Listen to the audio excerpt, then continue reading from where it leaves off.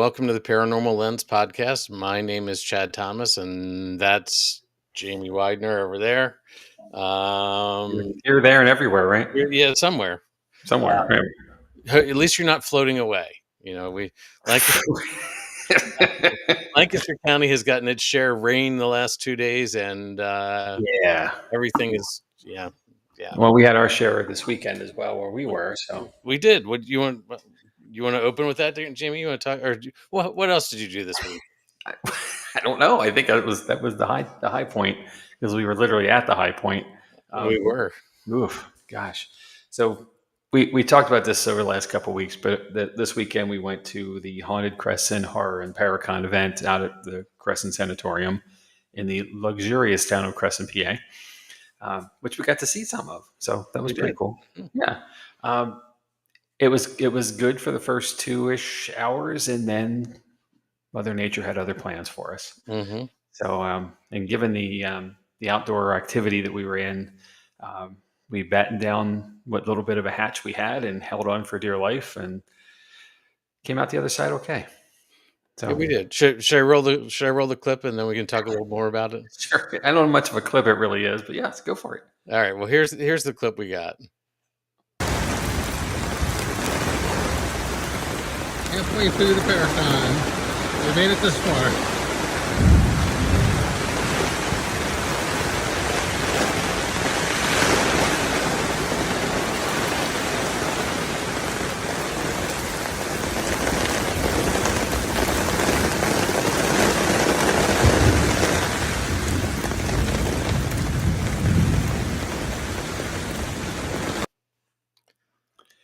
That was the only 30 seconds in the entire time it was raining. There wasn't lightning and thunder right over top of us. So And when it rained a whole bunch. So yeah, I think by that point we were kind of thinking it was going to end soon, so we weren't holding on to things anymore, like the frame of the canopy to keep it down.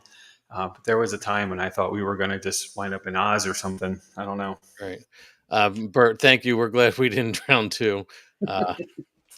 And Heather, we're looking forward to tonight as well. So yeah. But anyway, just talking about the Paracon a little bit, it was a fun experience. Shout out to drawing a blank on their name, Dark Hollow Paranormal. Dark Hollow Paranormal. They did a great job for a short amount of time.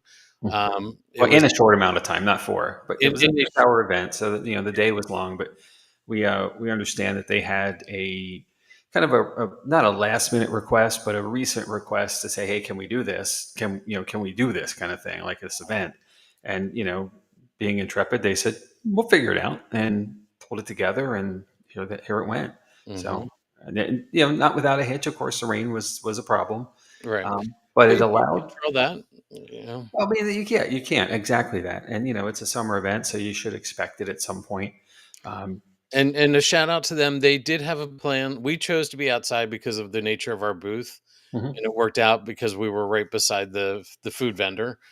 So it gave people a place to sit down and eat, and which was what we wanted. We wanted people to come through, but they did have a space for people to go inside if they wanted. Yep. They had some struggles that they posted about, but you're always going to have that with a new event, and vendors and just till you get a routine. First year's always hard. Years 2, 3, 4, they always get better. So absolutely, I'm hoping they keep going with it because I'd like to go back. Yeah. Well, I think the most interesting thing about it was, there was an event also that evening for a true normal investigation. Mm-hmm. But during the day, you had free reign of the campus as well. Mm-hmm. So the rule was, and I love this rule because it's very much the same as it was at Trans-Allegheny, was if the door opens, you can go in. Right. And I remember that being the instruction. The only real true instructions we had at Trans-Allegheny was you can't force a door open if it doesn't open. Like that's the rule. Right. Same thing. If it opens, go. Yeah, and you can wander the whole campus. I mean, some buildings weren't open because they just weren't. But we were right in front of the administration building, and we had full. I wandered through. You wandered through. On our own time there. Wound up in the tunnel halfway down. Got to the chapel. Got all the way down to the bottom of building 2. Got to see all of it. Relatively easily, freely, if you will. Mm-hmm. And I wasn't alone. I have to admit, I was kind of in one area, and I was walking out, and there's the place is falling apart as you would expect, from all its years of inattention or misuse. And I'm crunching across stuff, and I come up behind two kids and their mom, and I can't not come up behind them. They're in the hallway right outside this doorway, and I have to pass by. So I get close, and the first kid turns around just in time to see me, and he jumps, and I go boo, which in turn scared the other kid and the mom. Right. Right. And then once we got done laughing about it, because I'm like, I'm really sorry. I was crunching as hard as I could, like Right. making noise. And then they kind of absorbed me for a few minutes. Like I was looking around, just poking into rooms, and they were telling me what the rooms were because they just came that way.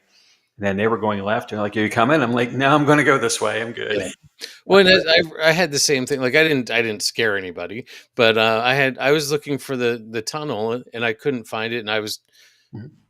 getting turned around and it was starting to rain. So that was before you texted me saying, "Hey, it's really starting to rain," and Yeah. I ran into a woman and her daughter, older woman and a daughter, probably like Ben and Alex's age.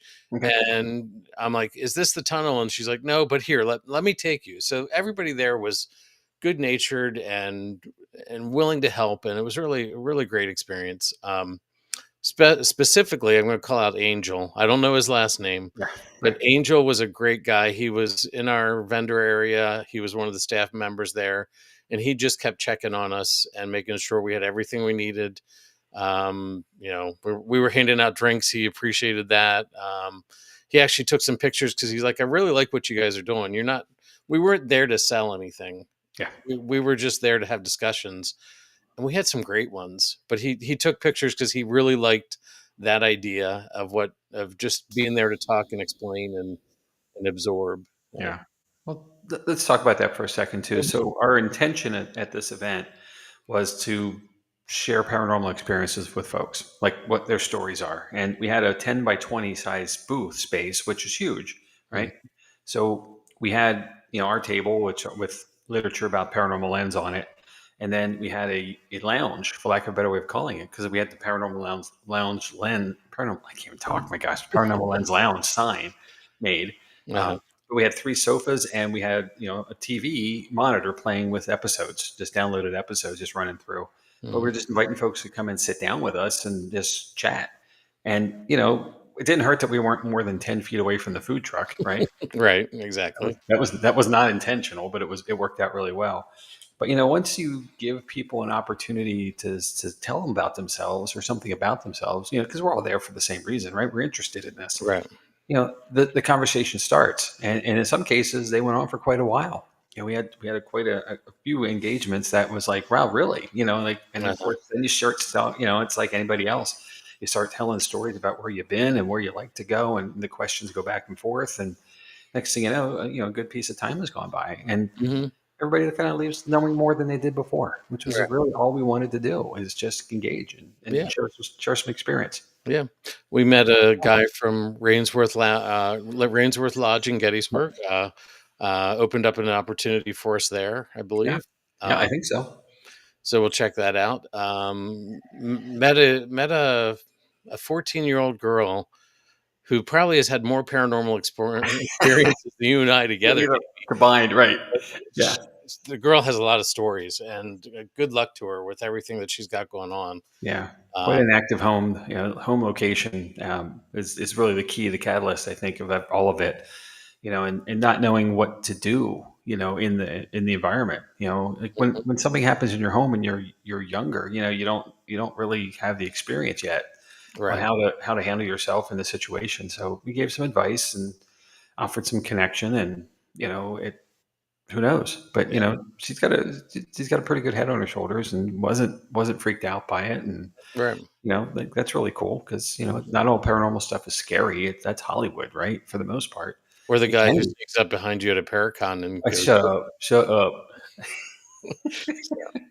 So I did. I think I know I told you I had an experience walking through the admin building. Okay, Um, yep, as I walked in, I felt I literally felt like I was being guided or pushed ahead. Like, keep moving. You got to keep moving. Like it was I was being pushed through to make sure I got through that part of the building. Like maybe I wasn't supposed to be there, or I was supposed to be somewhere else. But coming back through didn't have any experience like that whatsoever. It was sort of interesting. So Wow. definitely a place I want to go investigate. Yeah, I think that's the thing I've gleaned out of this the most too is like just going through the few buildings. It's a big place. There's a lot of buildings. With the little bit we could see, trying to stay close just in Right. case, thing. I was coming back. I went the wrong way in the basement. I thought I found the tunnel and it was a down ramp. Hmm. It turned out it just went to like another lower level and didn't go very, very far, but it went far enough that I had to come back, a good bit. And I Hmm. was almost back to the main hallway. I swore someone, first of all, say someone, poked their head out like around the corner looking down the hallway and then just turned around and went back. Hmm. And I thought that's kind of strange. But maybe someone's just trying to get their bearings. And then I was 7 or 8 feet from that corner, so caught up pretty quickly. And there was not a doorway right there at the corner as well. And it was up the hall a little further, like coolers, like frozen rooms, freezer rooms. Hmm. Um, there was no way somebody could have moved that fast; they would be gone. And there's absolutely no one there. And that was a moment of like, what was that? Right. You know, so there definitely felt like something was happening, or like there was some energy around us. I agree with that completely. Oh, and I And had whatever whispered in my ear when we were setting up. yeah, it's Right. true. We were talking to somebody else, and I thought you would continue the conversation. I turned to you and said, "What?" And you're like, "What?" Like, Yeah, didn't you? believe it. Once in a while, I don't talk. So I do And stuff. I promise. it was like, I thought you said something, and you're like, "No, not me." So, but it was just like a little couple words in my ear, so it was really interesting. But Yeah, anyway, so it was a good weekend. yeah. If for those if you haven't gotten to Crescent, please do. It's a pretty neat place, and be prepared for a large campus, and the time it's going to take to go through it. But Mhm, I could recommend it. I haven't even investigated just a bit I saw, so mhm. it was really cool. And stay away from the piles of concertina wire. Yeah, yeah. And Lots of them. keep an eye on the weather. Yeah. So anyway, tonight we're here to talk about seasons 1 and 2 and Mhm. what we liked, shows that we liked. So we had two people who gave us some favorite episodes, so I figured I'd start with those. Then I'll give you mine, and then did you figure out any favorite episodes, Jamie? Yes, they're all my favorites. Good night. Uh, um, Kyle's here with us Hey, now. Kyle. So anyway, Heather, I'm going to start with Heather's. Okay. So Heather's third favorite, number 3, was season 2, episode 39. Do you remember what that was, Jamie? It was the one right after episode 38. Okay, I don't know the numbers, man. It was Portland tunnels. I know that. I did So that one. you Okay. did. She said, "I heard about them, but did not know the history of them. I enjoy episodes that really dig into the history of the topic. The Portland Tunnel episode was full of history and paranormal experiences. Plus, it was a very unique topic." So, anything you remember about that one, Jamie, in particular?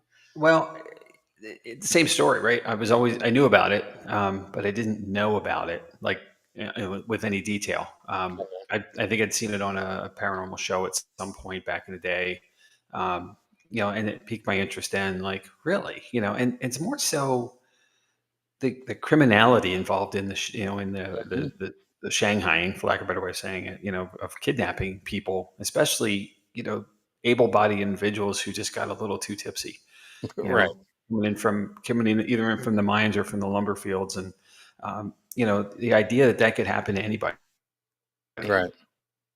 Hmm. in any time, really. I mean, it's just highlighted here because of uniqueness, but I'm sure this happened elsewhere as well at other port cities and other locations where people just kind of went missing. And back in the day, you couldn't call anybody, right? You couldn't text them or anything to Right, say, "Hey, you coming in the next day?" or whatever their shift starts. People just disappeared, right. and that was it. That was the end of it. Hmm. So, all right. Heather's second favorite was, of course, it has to be my suggested topic, season 2, episode 7, Folklore of Ireland, the Puka. The Lynches love everything Ireland. Yep. So, So yeah, that was a fun episode to do. um, Jumping back to the Portland tunnels, Bert said that would be a heck of a road trip. Would love to get down in those tunnels. Absolutely. Well, they're open. That's the best part of it. Like they're slowly being restored. For those, there are some that just collapsed and unstable and so forth. Not all of them are reinforced. Right. So some are just showing their age at this point and unsafe. So therefore, and liability is a huge part of that, right? Right. You can't just go wandering. And fortunately, something happens, then no one would know you're there. Right. So. Yeah, I mean, we get that paranormal bus we talk about all the time, right? Mm-hmm. So the puka, there's so many stories of creatures of different lands. I don't know how many we've covered, but they're out there. Definitely worth looking into. So, and I'm sure we're going to cover many more in the next year. So. Of course, I hope so. So moving on to Heather's favorite episode, it has to be season 2, episode 1, the Haldeman Mansion. Haldeman was where Bert and I first met all of you, except I wasn't there yet, but that's okay. We also had many experiences there. Plus, we got to see Jerry and Melissa as guests on the podcast. Yeah, that was a fun episode, and well, it was a fun experience too. Haldeman was, I mean, it's a near and dear place to me, because it's our original home base, and we're I guess as a team we got organized. As far as just how to run events, how to engage the public, and how to really lead investigations. Like it's different when you are out doing it with you and your friends, like your group, right? Than it is when you have guests who have put some cash down and have some skin in the game, and not everybody has the same experience level and or interest in being there. Right. There's always the one that's brought by the other, not knowing what they're getting into. Right. And you have to know your stuff at that point. Like, you have to know what you're doing and be able to relay it to somebody else. Exactly. That's a two building location, with the summer kitchen and the main house, and even some of the property, like just the grounds. We didn't do a whole lot outside, but you really have to be flexible and nimble and field every question, and there are lots of them, and know the history, know it well. But it was a great challenge, and I'm so happy that you guys enjoyed your experience with it. Yeah, I'm disappointed that I never got to go to the Haldeman. So maybe someday something will change. We'll see. Hope so. I hope so too. But I'm going to say hi to Stefan, who joined us again. Hey. Well, I don't know that we can afford that. Bert said that I say John Nix buys the Haldeman and you go back there.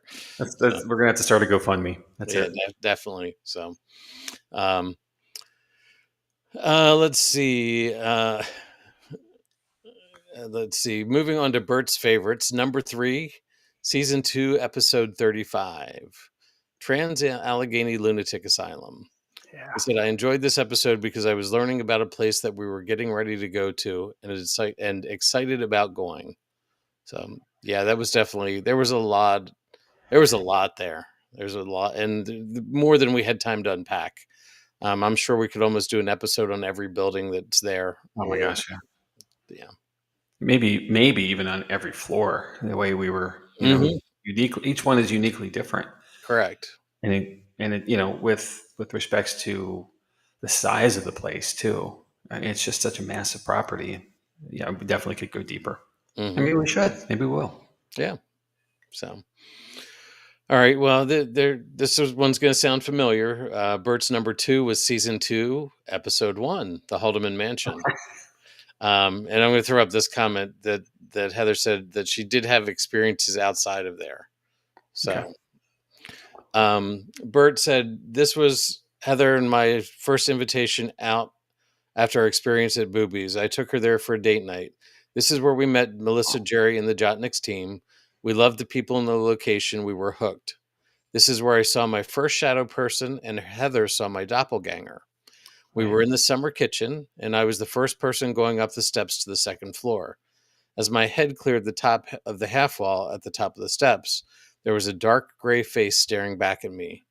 It startled me and I almost fell back down the steps. When I went back up, there was nobody on the second floor. Then we were on the second floor of the mansion.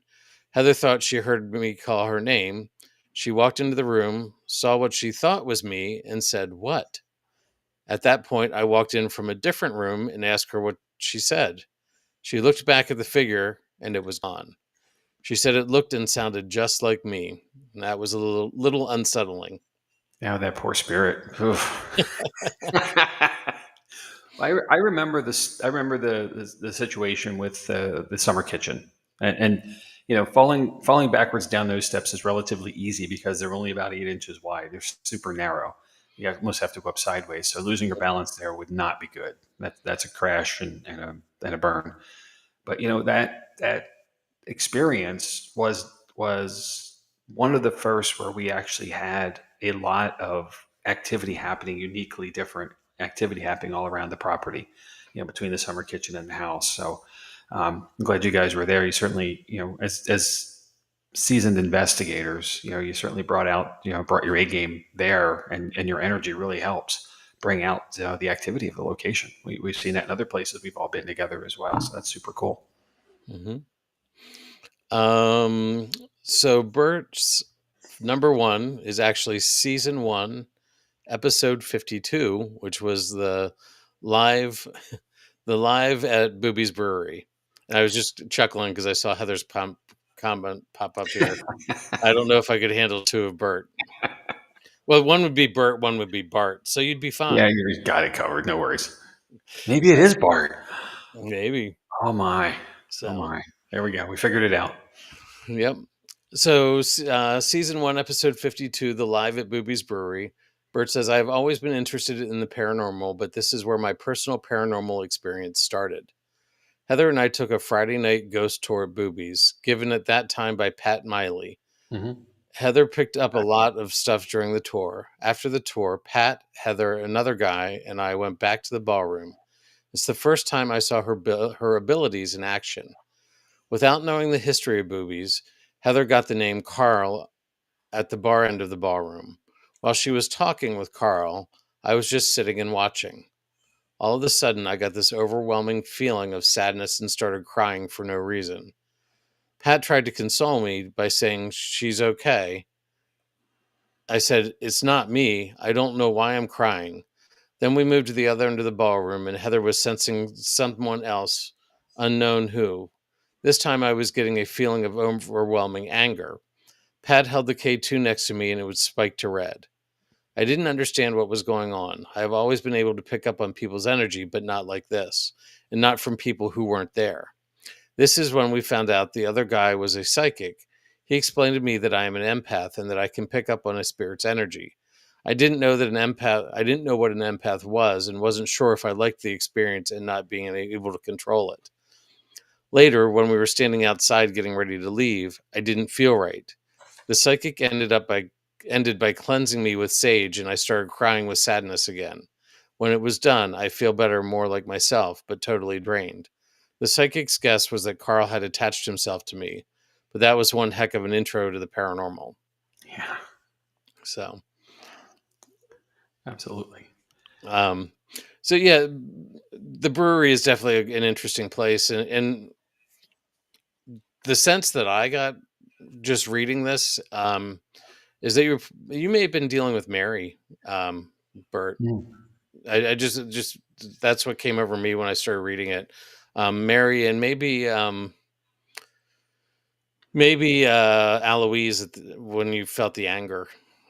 Maybe not. Maybe it was all Mary, but I feel like it may have been 2 separate things. But who knows? That was a while ago. But we're glad you had the experience that made you want to do more of it. Yeah, I agree. Well, I'm going to pop a comment here. So just we have an explanation for the doppelganger. That Melissa conjured Bart, and that actually isn't a doppelganger. That would be more of a tulpa. So, man, we're covering all our past catalog here on this one tonight. We are definitely. That's quite an interesting theory. I'll have to explore that a little bit more.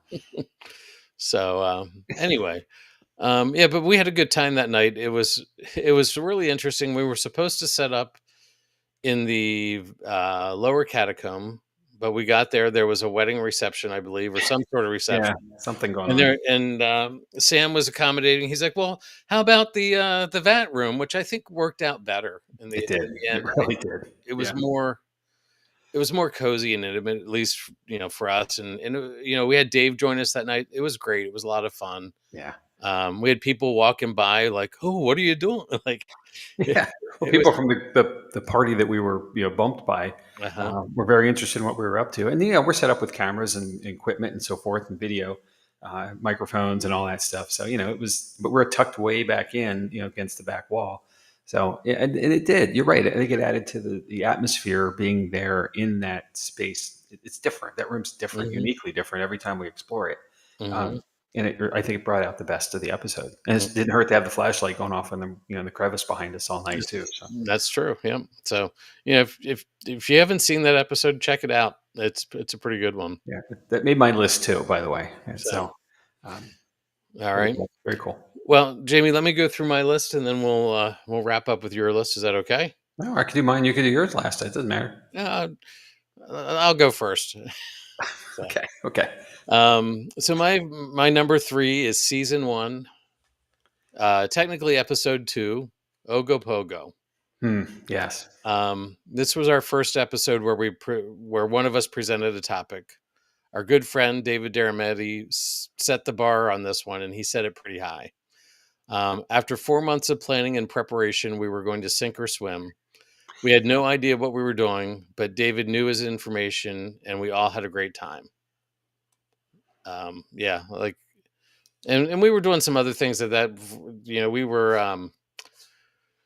were doing some pre-release reels, and so there was a few other things, but we had no idea what we were getting into, how much work it would be, how much fun it would be, if anybody would watch. But we kept going, and Yeah. I'm glad we did. So And Dave said, and I've said this on many episodes since then, but Dave set the bar for us that night, yep. with his presentation and his preparedness for that episode. And it's a subject that he knew. He has been to Mhm. Okanagan, actually on the lake, at the lake, and that helps, the authenticity of the experience of that episode as well. So he was ready Right. and game on. So set the bar for the rest of us, the Mhm. rest of the way through. So, which I'm sure we didn't meet ever since. Well, Yeah, well, we have a bar at least. yeah, but we've been having fun, and that's the important part. So, Sure. my next one is season one, episode 32, Skinwalker Ranch with Steve Dills. Yeah, Steve. This was a great episode for several reasons. Skinwalker Ranch is an amazing and fascinating place. Steve did an outstanding job researching and presenting his information. The second reason is it gave both Jamie and I a week off preparing for an episode. Believe it or not, there is a ton of work and time that we put into each episode. Sometimes it doesn't seem like it, but there is. Yeah, true. And the third reason was just Steve Dills. Steve is such a charismatic person and a wonderful guest. If you know that he's coming on the show, go to the bathroom beforehand because it will be a longer show than normal, We and you learned that the hard way. you won't want to miss anything he says. Though he did almost get us kicked off the air since his son was running around in the background without any clothes on. Yeah, at that age when they learn how to take the diaper off. Uh huh. Yeah, Yep. So, but yeah. So, thank you to Steve. He's made a couple appearances, and we're hoping to get him on here. We have some idea. Jamie has an idea for an episode with Steve. yeah. Just That gotta we're get with him. We'll yeah, maybe see him at the bash. yeah. Chat about it. So, my next one is my number one B. Let's see, I cheated here a little bit. Season two, I did the same thing. So. season two, episode 46, "The House That Built Me." It was so much fun talking about the house that I grew up in. Having Alex do the show with us was an added bonus, but I think the best part was connecting with people who had experiences in the house and finding out more details than we ever knew about it. Because there was so much that happened. And it was a fun show, and I enjoyed sharing my personal experiences, and to hear my dad say that we did pretty good that was a cherry on top. So Yeah. I agree. That's the pressure, though, right? Hmm. Is did I do it justice? And Right. that's I think that's kind of the standard, right? Hmm. That's what we're always aiming for, is to make sure that we represent the thing that we're covering, the place, the experience, whatever it is, Right. to its full accuracy. And there's Right. no better way of knowing than Dad saying so. So Yeah, but I super mean, cool. we don't typically have that judge. That's true. That's If true. if we're doing, the Menahune, we don't have a Menahune sitting here going, "Oh, you didn't get that fact right." Not that you can see. Well, that's true. So, and then my number 1A was season 1, episode 59, which was Harper's Ferry, West Virginia. Um, Ah, okay. Jamie, you did this episode about a place that means a lot to you, and it really showed. It's one of the places I really wanna do take a road trip to. It's that combination of history and paranormal that gets me every time. So, I'm gonna make it my goal to get there before we finish season 3. Perfect. So, It's an hour and a half away. I It's an know, it's easy. so close. You can stop at your dad's on the way and on the way back, even. Like, it's perfect. Um, yeah, that's thank you. It didn't make it made my list, and it didn't. So, Uh-huh. but I've been going to Harper's Ferry since I was a young teenager, and like 12 or 14. I guess that's teenage years. It was our family vacation, was to go to Winchester, of all places, Winchester, Virginia, which is just up the road a piece. Um, and we would always stop in and explore the town. This is really one of my first memories of like traveling too. And Mhm. the Hilltop House was always lunch or dinner, whatever time it was we got in, and the vista there, and just the neatness of that property. I've stayed at that hotel, in the hotel part. I can't tell you how many times I've had dinner there or food there. Best fried chicken I've ever had. Sadly, it's gone. Mhm. But still to this day, the best fried chicken I've ever had. That was probably 25 years ago. Okay. Um, things you remember. Mhm. It's a fond memory for me, and um, the town is just neat, the way it's located and the way it's been preserved. So if you Yep. get a chance, you're anywhere near this, the area, stop in, spend a day. It'll be well worth it. Yep. Bert said they're going to Harper's Ferry in August, so Perfect. I Okay. bet they're taking the bike down. I would think. And Definitely. Heather said that she really liked that episode too. So Oh, cool. it, Thanks. it's funny how you talked about the remembering the food and stuff from a place you went to like that. I remember Captain Gus's Seafood in Williamsburg because we went there with my family, Gotcha. and it's one of those, we went there several times on vacation, and that's where we would stop. Yeah, So, that's your spot. or Captain George's, sorry, Captain George's. Captain Gus is in Lancaster. That's a whole Well, different. there could be more than one. Yeah. Yeah. So I'm not really sure Captain Gus is a captain, by the way. Just saying. I think it might be an honorary title. I think he had a boat, but it wasn't really, anyway. Nicest guy in the world ever. Actually, I'm not making fun of Yeah. Yeah. anything there. Fantastic guy. I've got a chance to chat with him quite a few times, and picking up lunch and stuff there from past life. Um, just a lot of good stuff there, and then the people, the family atmosphere of Oh that. yeah. Oh my gosh, you always get a story. It's like going into the barber shop, like the old guy barber shop. That's kind of Mhm. what it was like. People sitting around telling stories and carrying on with each other. It was always fun. So, well, I read that one wrong. No bike. They're taking the kids and doing DC. So, Oh, very cool. so all right, Jamie. Well, that those were You can mine. just float right down the Potomac. You got it going. So Hmm. you take the towpath. So Jamie, those were my top 3-ish. So what do you got? I got a lot more. I did some for each season. So, So, um, and that was the thing. It was so hard to narrow it down to the top 3, or that's why I didn't. right. So, season. I'll go back to season one. Hmm. The one thing that I have to come clean on, the Wendigo episode. Now, I didn't put the numbers down. I'm sorry, but That's it's okay. it's in the catalog. You'll find it. The reason I wanted to do this one was because, quite frankly, it scares the hell out of me.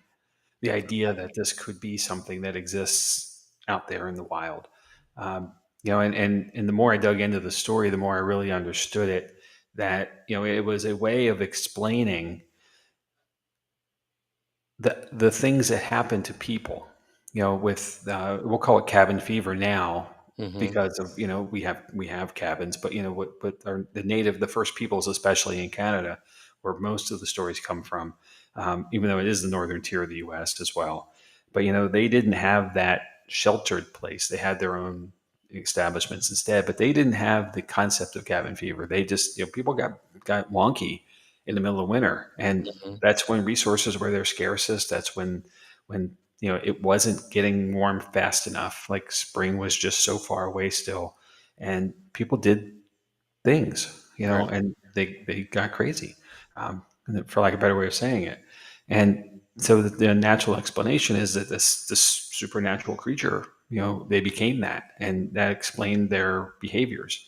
And the fact that even if that's not it, and it is something that's literally out there, I don't want to go camping anymore, ever. Like ever. I get that. Yep. We So, were close enough to the woods this weekend. That was good, uh-huh.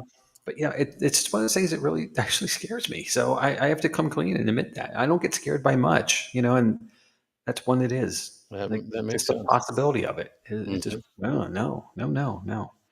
So, jumping back to Captain Gus's quick here. Stefan says, I lived down the block from Captain Gus's. Yes, the video games in the corner, right? Spent many hours playing video games in the back corner. Yes. So, yep. So, good times. Wendigo was episode 44 of the first season. Thank you. Mm-hmm. Next, the Red Mill. Mm. And I'll be honest, I never made it. I broke my foot and never made it out to, I almost died coming down the stairs at Whitehill, realizing I wasn't going to be able to climb around in a walking boot up and down all the stairs there. So I didn't make the trip for that special event we had with Daryl and Ryan and Lourdes with Staticom. And but it was such fun exploring, the place, and we met Jim that way. Which he's just been a good friend of the program ever since. But it's a place I really want to get to still, and it's still on my list of things to do. It's just I haven't had time. We got to find time sometime. You got to make time to have time. And that's one of the ones that I'd like to do still, and get back or get there at all. So Jim says, yeah. Hey. And that was episode 19, the first season episode. Yeah, the introduction to it, and of course we did the post experience as well. Right, which was 26. Can you believe we had that many between? Wow, that's amazing. Yeah. There's one here that's a true indulgence. Okay. Real quick on Red Mill though. Bert said the log house in the back of Red Mill was really bad energy. We saw 3 shadow figures. Ooh. And then Jim on top of that says, more stuff been going on. Please come back. Okay. Sure. You don't have to ask twice. So. I have a coworker who when we carry on about stuff, because he always says, you don't have to threaten me with a good time. That's motivation. You don't have to threaten me with a spooky time. I'm in. Let's go. Pack the car. Mm-hmm. All right. Well, let's connect on that, Jim. We can figure that out. Absolutely. Yep. This one is self-indulgent. Okay. And it brought a good thing as well.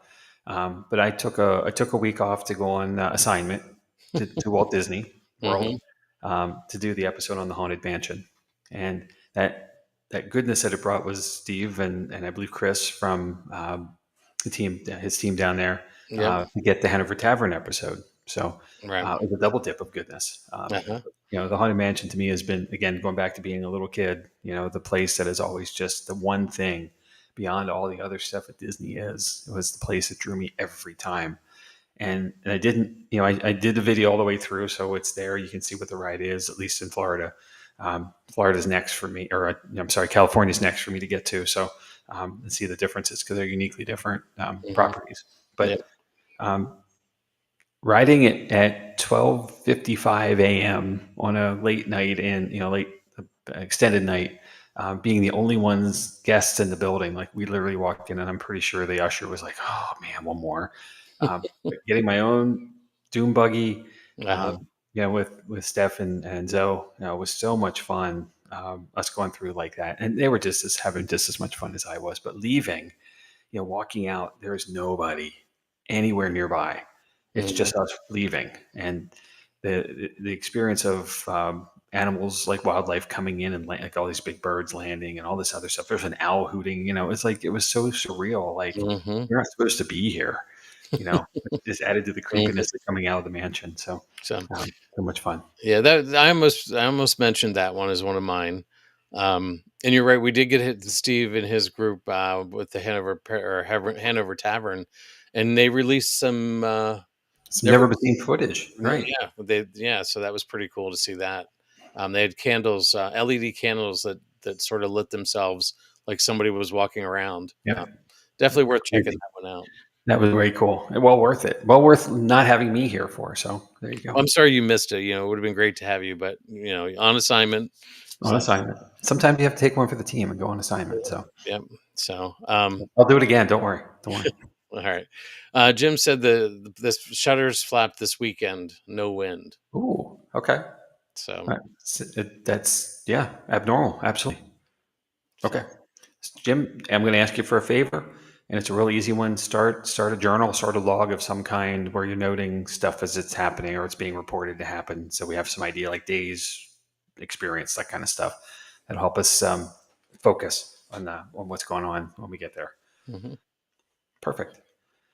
And that goes for anybody, right? Like you're out there in the world, you believe you're having activity at your home, start noting it, and if you can document it, with other equipment, video camera, everybody has a cell phone anymore with a camera, still camera and then a video on it, voice recorder, if you got it, you can do that. But those are great ways to start to document, the paper trail, if you will, of the experiences you're having. And it really starts to connect the dots too when you start to really go back and review it. You can see the consistencies or the inconsistencies either way. There might be patterns. There might be opportunities that way. You told the young lady this weekend the same thing. Yeah. Yep. Absolutely. It's a great thing to do. And if nothing else, it proves you're not crazy. So like. Yeah. So wrapping up season 1. Two quick things and then number 1. So we did 2 field trips. We did. Mm-hmm. We did the Hansgrohe Cemetery, which was the first time we ever went out of the our safe spaces of and we're in our homes. We're not in a studio. If you couldn't tell, and that was so much fun to go and do that. And we did our laps around the inside, the outside of the wall, the inside of the wall, even. No white werewolf, unfortunately. We did have some rustling in the brush when we got there. But and no police, so that was an even better thing. That was even better, and we're still here telling the tale of it. So, but that was really cool and a neat local urban legend as well. Here in Rowena, PA, just up the river from us. It was a lot of fun, and then on the whim field trip down to Fort Mifflin. Yeah. I remember. I think I texted you like the night before. Hey, you want to go to Fort Mifflin tomorrow? Mm-hmm. And you're like, what time? We almost had the place to ourselves because of, once again, rain. Right. And so much rain that we couldn't even get into the West Sally port at all because of it was above calf deep water trying to trudge in. Mm-hmm. But we had a limited amount of opportunity with equipment, but we had some call and response activity, and just such a vibe. And the staff were so friendly, just taking time to talk with us. We shared who we were, what we do, and the story started to come, which was the way it should be.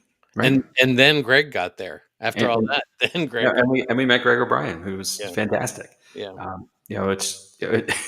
We could have just told him we were part of the team that was coming in and just stayed. Right. Uh-huh. Now, if we didn't have to, we had to be somewhere. You had to be somewhere, I think. But because I remember the kids had play practice. You're like, I'm dropping the kids off at play practice, and I'm heading over. Yes, exactly. I was already in town, so But season 1's top episode for me is the Aokigahara Forest.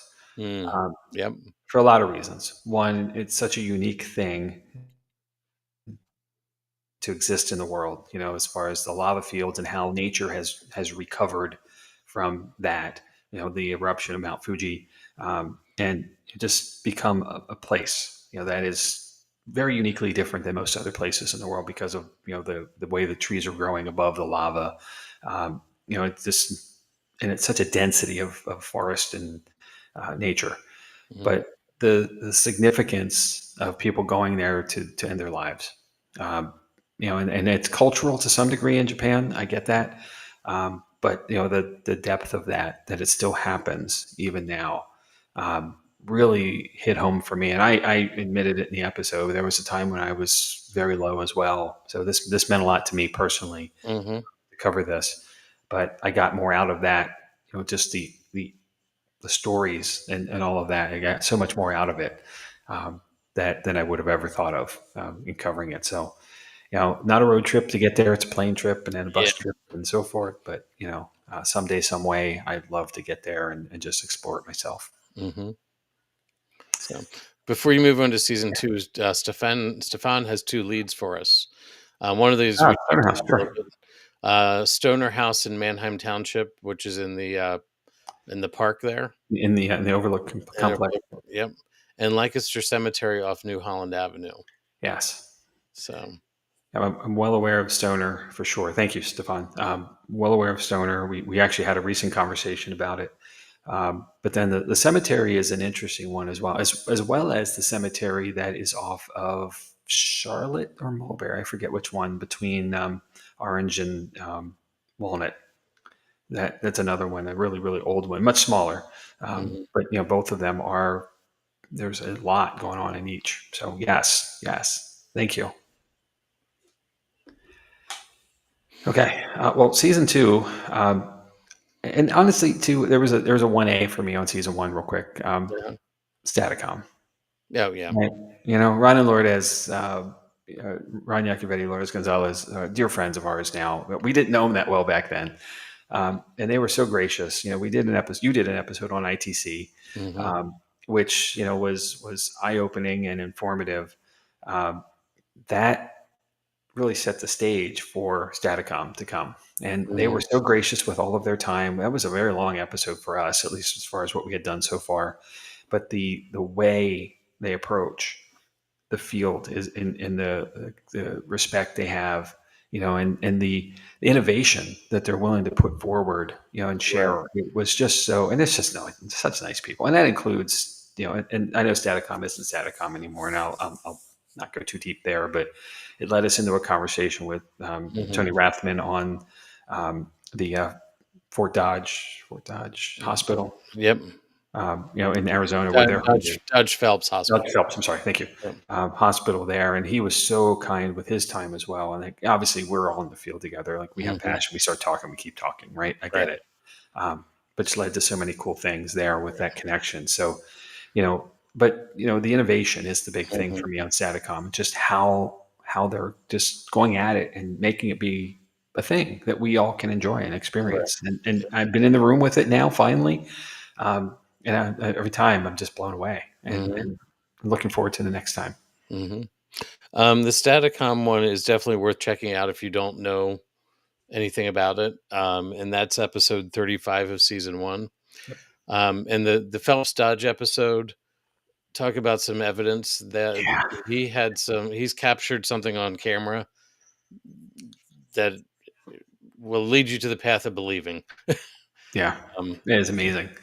So, and as Heather said, they're great people. And I'll go back to what I said though too. Like with the respects to, if you believe you're having something happen, put a camera on. And that's what the key piece of evidence they captured was a static camera while they were sleeping. They weren't actively investigating. They weren't encouraging any activity. They were snoring, for lack of a better way of saying it, down to sleep. In a completely different part of the building. Yeah. And here was something that was just incredible happen. So I highly recommend checking out the episode, checking out Staticom. And Ron and Lourdes and Tony and Cherie have separated their partnership. Ron and Lourdes are now known as the Digital Seance Experience, TDSE for short. Staticom is Tony and Cherie, and 3.0 is coming there, currently running 2.0. So innovation on both sides. Wonderful, nice, great people, actually, and just keep up the good work, guys, all of you. Yep. So cool. All right. Well, season 2, I'll try to be briefer here. Okay. The one that gets me, there's 2 actually that get me. One is the episode on Robert the Doll, because of all the interaction we got with it. we did something with it on TikTok, and we got all these folks, saying, apologizing to Robert because they looked at him and didn't ask his permission. It was just part of the rules, of the engagement with him. There's just a whole lot of activity around that episode, from the listener perspective, and that was cool to see that. I don't know if it helped or not. I'm hoping it did. And we had some interaction with guests on that episode as well. With overall, again, I'll go back to Ron and Lourdes, the Queen Mary episode, which was a rather long one, but they were there and on ship, and they had their own ton of experiences.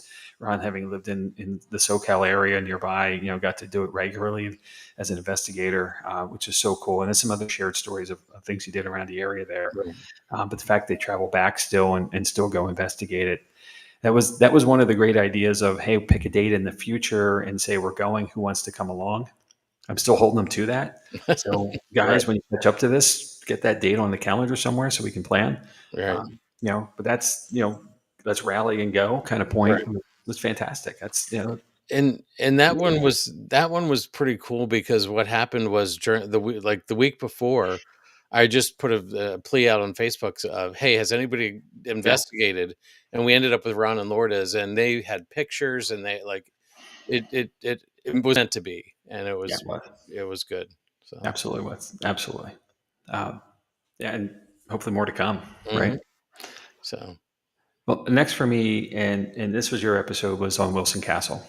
Okay. And I'm not going to lie, I'm incredibly happy that next Friday afternoon I'm driving to Vermont to investigate with Bert and Heather and a few others to do the castle. Finally, it's been on the bucket list. Well, I don't like bucket lists, but the idea, it's been on the list of things to do for a long, long time.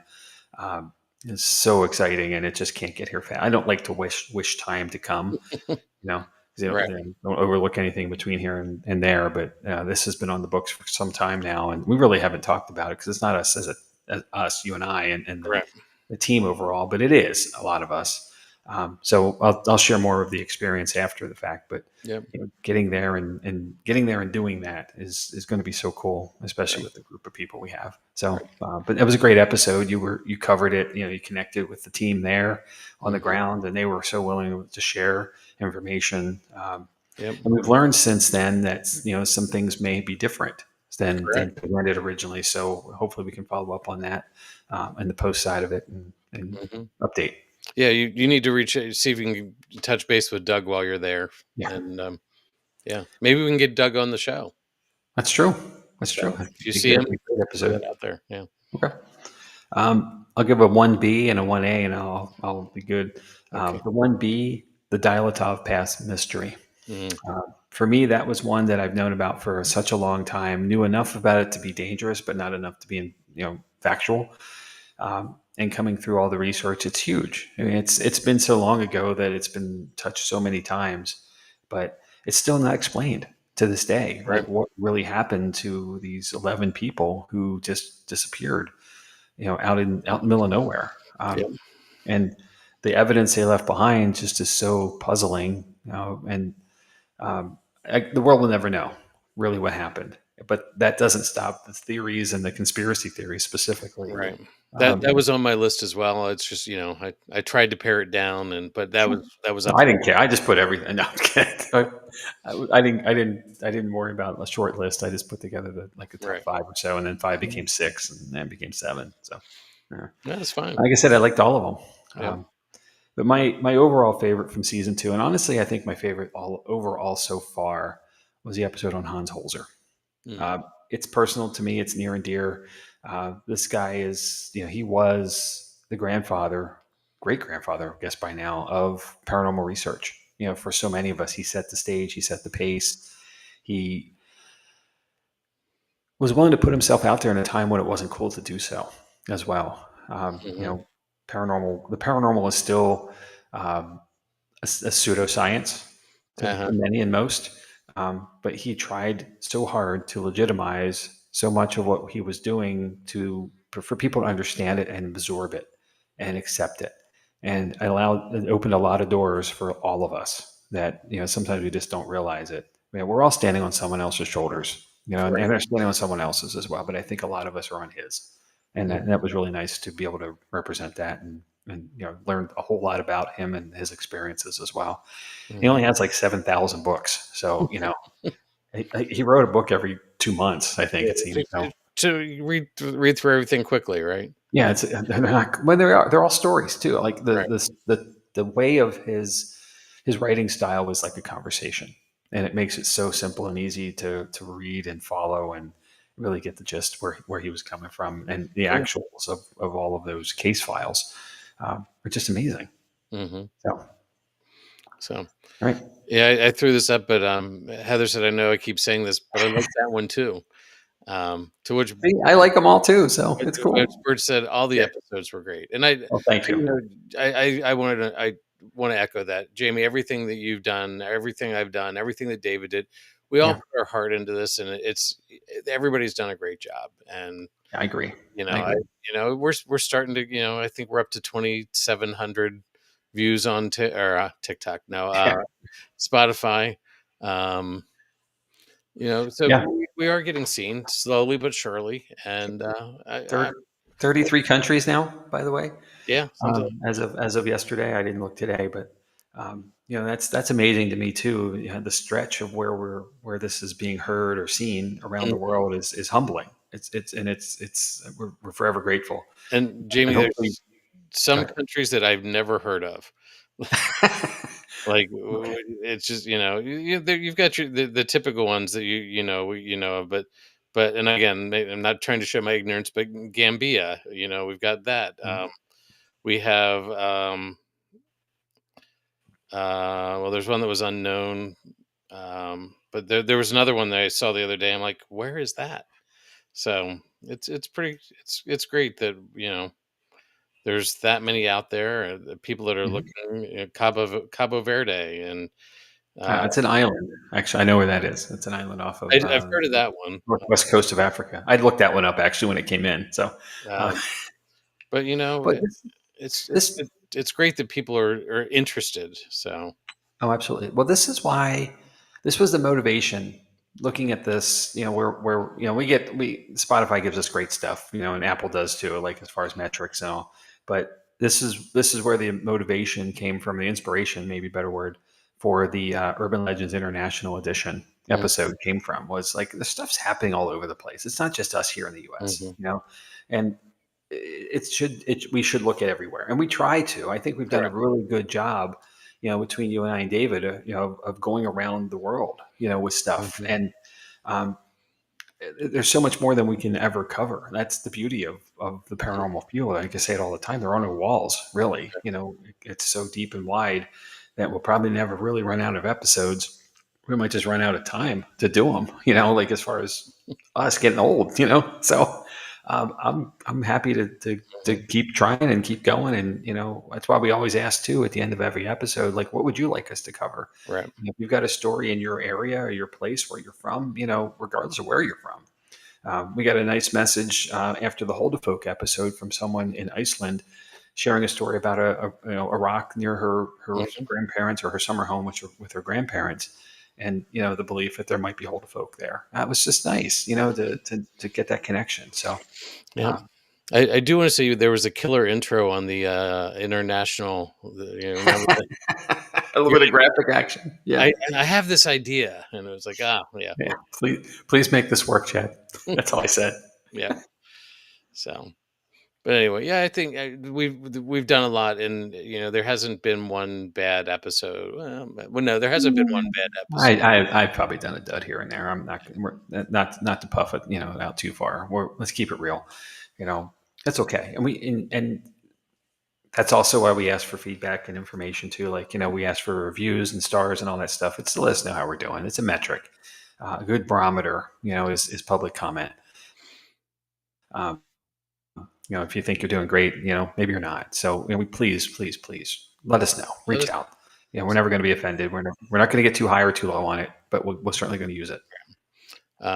So just real quick to that, Paranormal Lens Podcast at gmail.com. Send us comments, questions, ideas. Yep. Facebook, all those ways. But Before we wrap up, Jamie, any other thoughts on the shows that we've done? Oh my, no, I should just stop talking, right? It just thanks to everybody. Like, we otherwise we would be sitting around talking to ourselves about this kind of stuff. So we're happy and grateful to be able to share it with y'all, and knowing that you're coming along with us for this journey is we appreciate that. Yep. And there's more to come. Don't worry, we're not done. And Heather, we'll get better about this. We will share responses from people in other countries or wherever they come from. It is pretty cool. So yeah. So, all right. Well, speaking of more to come, Jamie, that's a good segue. Yeah. So, well, next week we are not here. Enjoy a week off. Go do something fun. Go outside. Enjoy the summer weather. Hopefully, it's not raining in your neck of the woods or where you are in the world, as it is here forever. But yeah, we'll be off a week. Chad's going to do his annual trek to volunteer for a fantastic cause. So, and I don't know how to make any of this stuff work. It's a legit true story. So, but we'll be back, but we won't be back on the 15th. So we'll post on how to find us there. But we are going to be guests on the Seekers Chronicles Paranormal Historians podcast, a group we talked last week about. Anthony Simonelli, Kim Geyer, and our dear friend Jenny Colucci have been hosting a podcast for quite a while now, actually. Mm-hmm. And then they were so kind to ask us to come on. We're going to talk about a place. We're not going to share it in advance because we don't want to give it away too much. But Kim does some wonderful reads in advance, and we'll discuss the place then. But it's an 8 p.m. to 10 p.m. Eastern time episode, so it's a 2-hour get popcorn, get to the restroom first, all that stuff. So we're so looking forward to this. That it's again something we've known we're going to do for quite a while. We just haven't been able to put it on the books here. They're not giving too much away. So, and we didn't really know how it was going to work yet. So now we do. Coming up after that on July 22nd, it's an actual real episode. We're back officially, and I'm going to take on the mighty Thunderbird of Native American lore. After that, Chad's going to tackle the Annabelle doll, maybe physically. I don't know. No. Okay, yeah, you're not that brave. I mean, I can go to Gettysburg because isn't it coming to Gettysburg soon, or was it just here? She usually makes appearance at the bash, so yes. Okay. So yeah, you will see her there. And then after that, and once we get into August already, Savannah, Georgia, which might be America's most haunted city. I think we'll have to put the Pepsi challenge on this to go against New Orleans. But I was going to say, Jamie, you claimed that New Orleans was New Orleans claims it is. That's all I'm saying. So Savannah does as well. So what a good battle right there, right? Who's more haunted? I guess we're going to find out. All right, and more after that, of course, too. So lots to come. I mentioned, here's the 15th, the special time at 8 p.m. We're going to be guests again on the Seekers Paranormal Chronicles. Oh my gosh, there's so much words in that title. I love it, but I just can't say it. But there's the gang there. Such good friends. We're gonna have fun. Yep. And some stuff for us. We have an event coming up on July 26th. That is sold out at this point. So no more tickets are available there, but coming up on August 16th, September 27th. September 27th is like the start of spooky season, right? We could say that. So tickets are still there. Aren't we already in spooky season, Jamie? It's always spooky season on Paranormal Lens. I think you have to get through July 4th, and then it's spooky season. That's when the Christmas stuff comes out, so it might as well be. Jeez. Every year it gets sooner and sooner. Mm-hmm. But yeah, we're there at that point. So the fall weather is here. It's officially fall by that point. The apple cider is out and the pumpkins are starting to show up. So get your tickets now. But October 11th and 18th, a back-to-back week for us at the brewery. It is definitely spooky season. Mm-hmm. And then November 8th, and we'll have another December event to wrap out the year. We'll get it up and we have some more screen space here. So more to come on that, but tickets are available for everything other than July 26th. So if you're anywhere near South Central Pennsylvania and Mount Joy, PA area, come and visit with us and let's investigate. Let's go do it. It's because it's more fun when you stay over. Yes, it is. All right, here's how to find us. Obviously, you found us here tonight in this very live episode, Facebook or YouTube. But we also can be found on. Oh, what is all this? You got to find a bigger font for me, man. I put my glasses on and everything. I still can't read this. So Facebook, TikTok, Instagram, YouTube, and all of it gets tied together. We had some really nice cards made, which we'll have at our events with a QR code on the back that went to the link tree. So linktr.ee/paranormal lens brings up all of our stuff, all the ways to connect with us, including the Paranormal Lens store. Which is a new thing. So there's some items we've created to be available should you wish. That slathers our logo all over them. So yay! So you can carry us around with you if you wish. Yep. If you, I don't know what you want to, but not just in your ears, but also in your hands.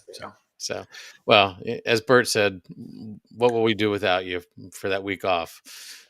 Go outside, man. Seriously, you know. Mm-hmm. No, I know you guys do anyway, but you'll be fine. I promise. You can just you'll be good. No worries. So, I think. I hope. they'll survive. I know. Yeah. So. You can just rewatch old episodes. There you go. You got a list tonight, so some catch up. Well, Chad, how did we go an hour and 6 minutes and counting? I'm not sure. How did we do that?